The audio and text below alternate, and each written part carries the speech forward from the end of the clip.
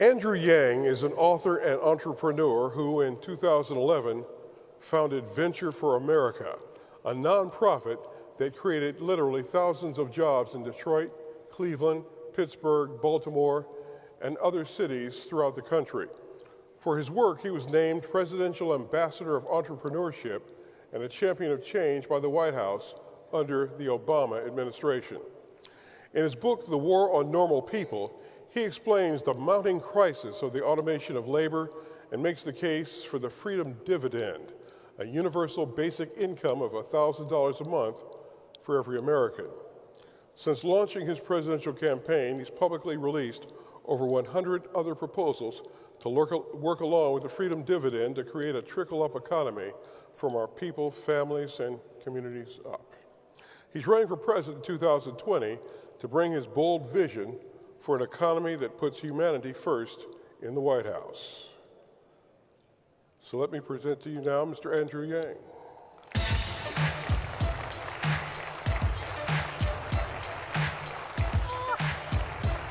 Oh, thank you, Yang guy. I love it. Thank you. Thank you.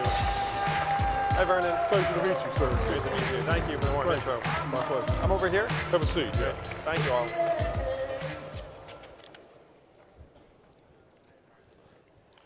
Is this right? Or am I? Yeah, you're right. You're fine. You're all fine. Right. Fine. Mr. Yang, thank you so much for coming to be with us today at this My pleasure. Summit. You're not that well known in this part of the country yet. You're essentially a Californian, and so why don't you, with your opening remarks, tell us a little bit about yourself. These are union folks who follow these elections and candidates very closely, but you go right ahead, sir, and introduce. Oh, thank you, Vernon. I'll stand if that's all right. Hello, Philadelphia. It's a pleasure to be here.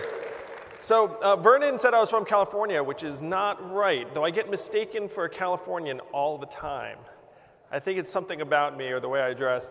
I was born in upstate New York. My father worked for GE up in Schenectady, and then he generated patents over his career as an inventor. I thought everyone's dad was a PhD when I was a kid, and then I learned the hard way that that was not true. I said, hey, what is your dad's PhD? And then someone gave me a lesson.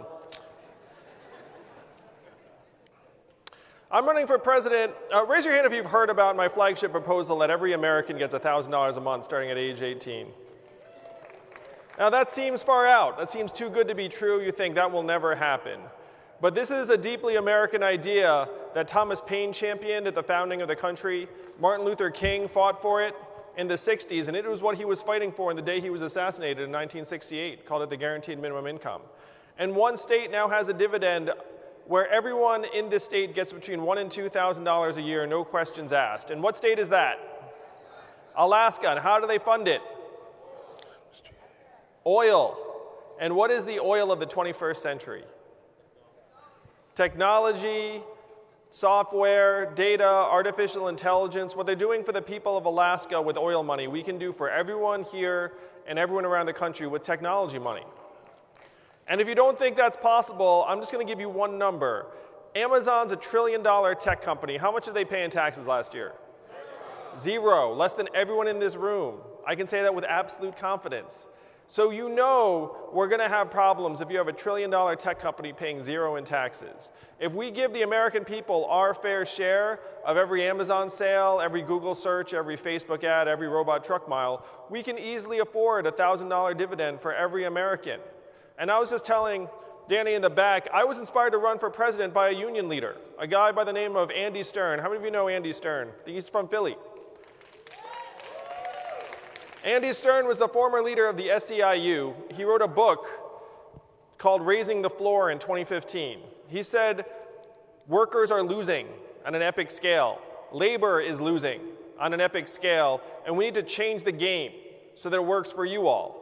And his recommendation was that we start giving Americans a dividend from our shared technological progress of $1,000 a month. The reason why I'm running for president with you all here today in 6th place in the polls is because of a union leader. And I know you all have been fighting for workers' rights and fair treatment over the last number of decades, really. The message I have for you all is that what you're doing is not working. We need a game change. And the game change is a dividend of $1,000 a month for every adult. That would be a built-in strike fund for you all. Do you think you're going to be able to negotiate for better deals when everyone's getting $1,000 a month? Think about that for a sec. This is what Andy Stern said. Andy Stern said, if we give everyone $1,000 a month, then workers will actually be able to negotiate on even terms with employers. Because right now the employers have their boot on your throat. They know you cannot go months without a salary, and so they can stick it to you. And even your union leaders who are negotiating on your behalf, they know you can't go months without a paycheck, and so they have to go into every negotiation with that in mind. This is how we change the game to work for you all and the workers of the United States of America. Thank you all. Thank you, Mr. Yang. Let's start by having you tell us about your personal experience with organized labor. How would you describe what you've done in your lifetime to actually help workers join unions for a better life? And please be specific, if you will. So my career has been in small businesses. And the businesses I worked in were not contexts where there were a lot of union workers. I have, though, fought for organized labor more recently. One of my friends actually was fired from her job for trying to organize an MMA union. How many of you all are MMA fans like I am? This might not be that popular here. So a friend of mine named Leslie Smith, she said, hey, MMA fighters are getting paid 10 cents on the dollar, and in other sports it's 50 cents on the dollar. We should have a union. And you all can guess what happened next. She was fired by the employer because the employer wanted nothing to do with the union. So she then brought a suit against the UFC, and then the National Labor Relations Board certified that, and then of course the Trump administration came and squashed it. So I've been helping Leslie try and get this union certified, and as a presidential candidate, I'm for card check. I'm completely against these right-to-work laws that are making it harder to organize. Because the way I look at it, right now, if you were to look at the big picture, 33% of American workers were in unions in the 1940s. And you know what that number is now, right? About 10%. So you've gone from 33 to 10%, 7% of private sector employees over the last number of years. And a lot of that is because it's very, very hard to organize. And as soon as you have people that are looking to organize, the employer just goes in there, intimidates, bullies, fires, does whatever they have to make it so that no one wants to organize. So that's what we have to change. We have to change things on the ground floor. When workers want to be able to come together and either join a union or form one, we have to give them a fighting chance to do so. Thank you. We have for some time now been witnessing the largest redistribution of wealth in our nation's history. While the richest 1% of Americans own 40% of the country's wealth, working families are indeed struggling. They're working harder than ever, but their paychecks are not growing commensurately.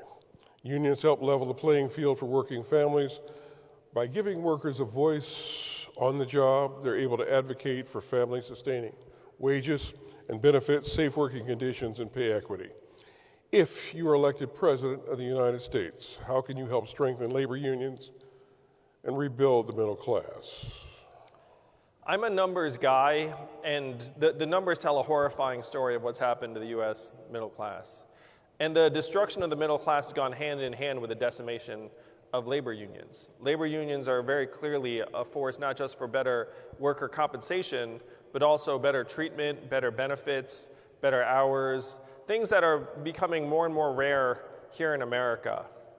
Now, the way I see it is that unions are essentially like this fortress for workers that is shrinking over time. You have some victories, but over the historical context, again, you've gone from 33% to 10% of workers. Now, outside of the union fortress, you have the American workforce, where 94% of the new jobs created in the United States are either gig, temporary, or contract work. So just the Uber driver is like the most typical example you think of, but that is essentially the model of American employment now. So we have to balance this out. If you look at my plans, one, we have to get healthcare off the backs of workers, and you all, if you're in a union, you have a massive leg up because your benefits tend to be much, much better than the average American. That's for sure. But we have to get healthcare off the backs of workers to help strengthen the middle class. And then we have to put this economic bounty that is being hoarded, as you said, Vernon, by a very small handful of companies and individuals, the numbers are horrifying. It's something like 57% of the income gains over the last number of years have gone to the top 1%. And so what we have to do is we have to claw back that money in a way they can't escape. Now, I keep using this one example of Amazon, but just reflect for a moment that we have a system where a $1 trillion tech company pays zero in taxes. Whose fault is that? Is it their fault? Not really. Their job is to pay as little in taxes as possible. They have very smart accountants and CFOs going to Jeff Bezos' office and saying, hey, Jeff, great news, zero taxes again. You know, that's not their fault. That's our fault. We have a system that's so broken that our government can get easily outsmarted and gamed by these companies. So my plan to balance the scales is there's a saying where it's like, why did I rob the bank? Because that's where the money was. You guys ever hear that joke? We have to go where the money is. And the money is in the hands of these $1 trillion tech companies that are just sucking value out of our communities. My goal is to take that value and return it to us. And I want you all to reflect on what you would do with an extra $1,000 a month. Just think about it for a second. A little bit of it would float back up to the cloud. You'd buy an extra toaster on Amazon because you've had your eye on that toaster. But most of it would go to daycare, car repairs you've been putting off, Little League signups. It would help build a trickle-up economy from our people, our families, and communities up. And that is my plan to get our middle class back into the position it was a number of years ago in this country. Recently, the largest oil refinery on the East Coast closed here in Philadelphia, which was obviously devastating for a lot of area families. And while we all want a sustainable future, the pain of that closure is being felt. The energy industry is a source of millions of jobs across this country. Candidates supporting a transition to free energy, green energy, have offered general assurances about a fair and just transition for energy workers into green energy jobs, including union jobs. But the details and timelines are fairly vague, and they differ and vary widely. While the federal government has given out $170 billion in subsidies for windmills and solar farms over the last 18 years, carbon capture technologies are largely ignored, but they are vital for many reasons. What's your message to the millions of workers in the energy sector who care about their communities as well as the climate, but who deserve a clear answer from any aspiring president about what their environmental plans mean for the energy workers, the rank and file? Would you call for effective 45Q tax credit implementation? How will your administration handle these critical issues of the environment and jobs, sir? So the question's a crucial one, and it's about how we make the transition to the 21st century economy. Historically, we subsidized fossil fuel companies. I'm going to stand again. Historically, we subsidized fossil fuel companies to the tune of hundreds of billions of dollars. And now it's time for us to move towards a more sustainable economy, a more green economy. How many of you all are parents like I am? So we look at our kids and we're concerned about the state of the world we're going to leave them. I used to think we were leaving a really rough situation for our grandkids, but now it's ourselves and our kids. The last 4 years have been the 4 warmest years in recorded history. July was the warmest month in recorded history. I was supposed to have a rally here in Philadelphia this summer, and we canceled it because of a heat wave. It's like 110 degrees, and the last thing you want to do is have people stand outside for a couple of hours in 110-degree heat. So this is the big picture of why we need to make the transition. The tough part is, as Vernon's suggesting, there are hundreds of thousands of Americans who work in these sectors that rely upon them for their livelihood. And of course, it has nothing to do with them that we need to make this transition. One of the big themes of my campaign is we have to help workers make these transitions more effectively. And right now, the resources are not there. So what I would do is I would take some of the subsidies that we would apply to wind turbines and solar panel companies and say directly, for displaced or transitioning energy sector employees, we're going to have a runway for you. We're going to have a cushion. Because if you have a plan that's in the hundreds of billions, you need billions of dollars to help workers land on their feet. And this may not, I don't know if you all represent truck drivers here, but one of the biggest things I'm concerned about is the transition to self-driving cars and trucks, where you're going to have hundreds of thousands of Americans who drive a truck for a living, And UPS just invested in $1 billion self-driving truck company that already has robot trucks on the highways. So I'm going to suggest the numbers. The savings for automating away all those trucking jobs are estimated to be $168 billion a year. So what you would do is you would take some of that $168 billion a year and help truckers make effective transitions. So they're not going from an average pay of $50,000 to zero or near zero. You would do the same thing in the energy sector. So you'd say, look, if we have hundreds of billions of dollars to make this transition, you'd set aside billions for workers so that they're not stepping off a cliff when we decide that their jobs, unfortunately, are going to not be needed anymore. And the hope is that some of these energy sector employees would be directly employed in installing solar panels and creating wind turbines and other forms of energy that we're going to need moving forward.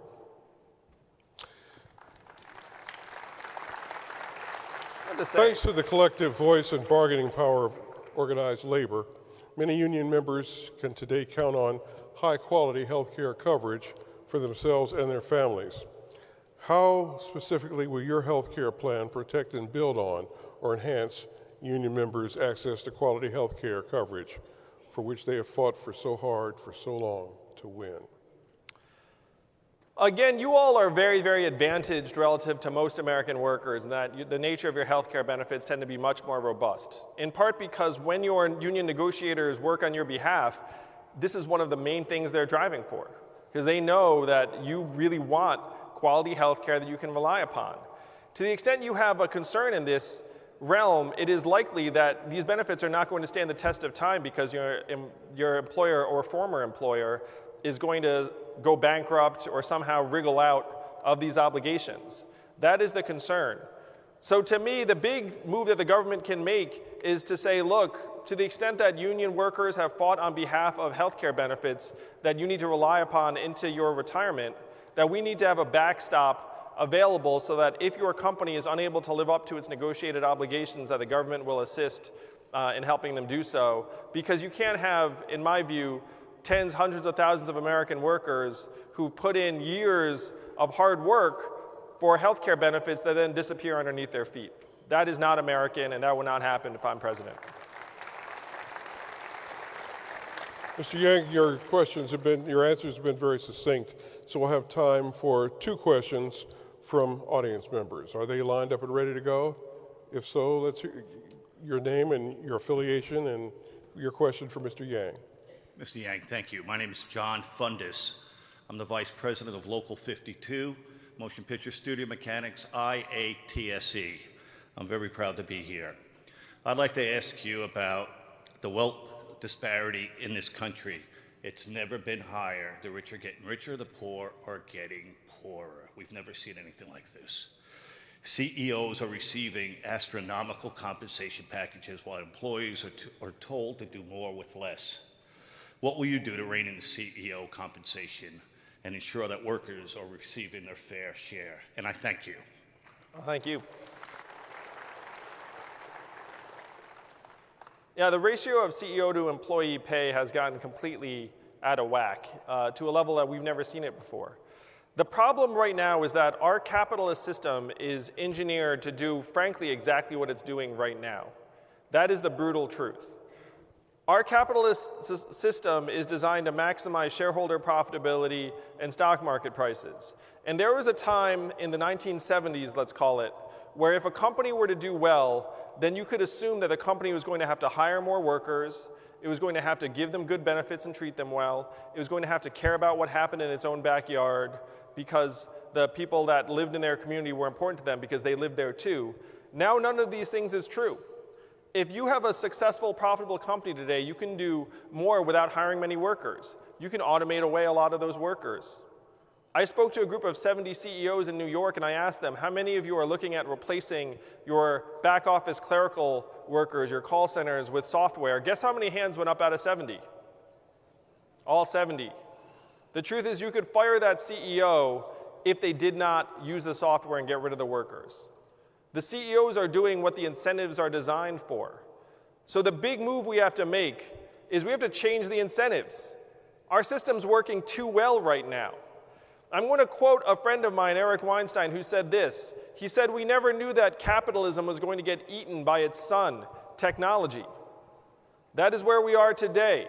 We're competing against technology that can do the work that we've trained for years and do it more inexpensively and more inefficiently, and then the CEO's incentives are all about maximizing the bottom line.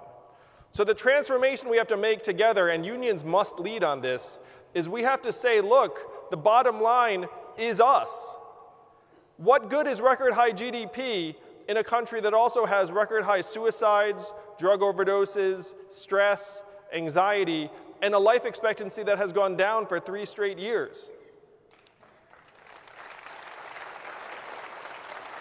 Do you all want to know the last time life expectancy declined in the United States of America for 3 years in a row? The Spanish flu of 1918, global pandemic 100 years ago. We are there again now because of financial stressors and suicides and drug overdoses overtaking vehicle deaths. The only way out of this mess is to actually change our very underlying measurements so that instead of the CEO maximizing their company's profitability, our system is designed to maximize our health and well-being, our children's education and success rates, clean air and clean water, our mental health and freedom from substance abuse. This sounds fundamental, what I'm suggesting, but GDP is something we made up almost 100 years ago. And during its invention, the inventor of GDP said we should never use this as a measurement for national well-being because it doesn't work for that.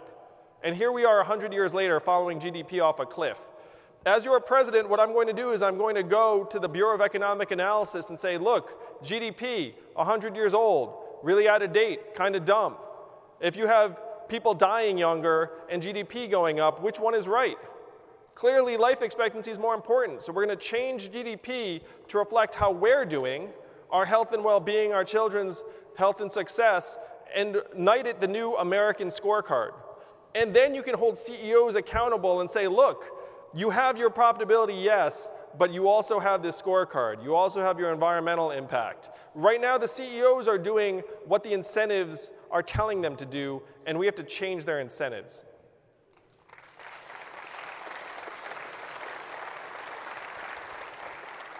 Time for another question from the audience. Your name and affiliation, ma'am.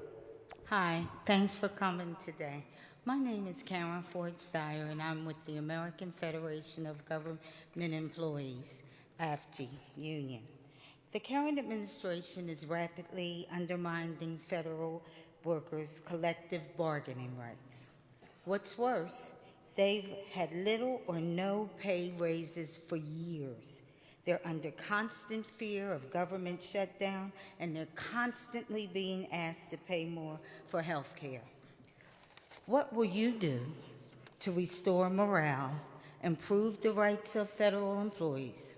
Would you support the reinstatement of the Federal Labor Management Partnership Act? Thank you for the question. My flagship proposal would give every American worker a $1,000 a month raise or $12,000 a year, and that includes federal employees. So think about what $12,000 a year would mean to everyone who's working in the government. Would that be a game changer? And many of you think that this is impossible, that the Asian man is talking magic. But there is nothing stopping the majority of citizens in a democracy from declaring ourselves a dividend. They did it in Alaska almost 40 years ago, and it was a Republican governor who did it. So if we get federal government employees a $12,000 a year raise, that would be a bigger raise than they've seen in quite a long time. And the goal then, again, if we change the measuring sticks for the economy, the problem so many of our workers find themselves in right now is that they're being framed as costs, essentially. So teachers are an example. You say, oh, teachers, like you're an expense. And what we have to do is we have to start seeing our own well-being as the best investment you can make. We know that teachers are worth their weight in gold, and that if you have a good teacher in the classroom, it ends up impacting hundreds of kids and their outcomes. So the same would be true of the federal government. If you have government employees who are helping make our society safer, more secure, healthier for our kids, and solving the biggest problems of our time, then those are investments. If we change the way we measure economic well-being, then we start seeing the people who are strengthening our society not as costs, but as people who are doing the most important work that's being done today. And I like to talk about my wife who's at home with our 2 boys right now, one of whom is autistic. What is her work calculated at right now in our economic measurements? 0. And we know that's the opposite of the truth. I was off the trail for 2 days taking care of our kids, and you know what I said after 2 days? Get me back to doing something easy like running for president as soon as possible. And if you're a parent, you know what I'm talking about. Parenting is the hardest, most challenging work that's done, and yet we value it at 0. And the same is true of many of our government employees, the same is true of our teachers. We have the measuring sticks all wrong, and it's killing us. It's driving us into the ground. If we change the measurements to measure what's important to us, then we can reframe our economy for the 21st century in a way that lets people see what the important work is.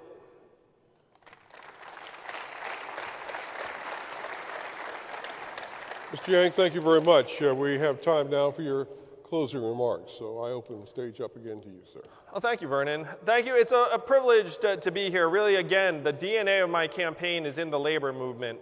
And when I was talking to UAW workers a number of months ago, one of them gave me a DVD, it's a DVD, of the origin of the UAW. And I watched, with my wife, fascinated, the story of Walter Reuther and how he founded this union, and he was shot in his own home. His brother was shot and lost an eye. And this was what the fight for workers' rights looked like not that long ago, in the mid-20th century. This was the great rise of the unions throughout the middle of the 20th century, and that rise has unfortunately reversed itself over the last number of years.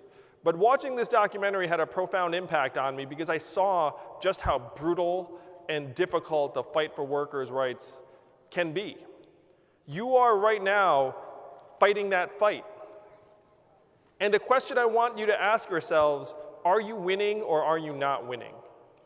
And if you don't think you are winning, then think about what would help you win. We have to change the nature of the game.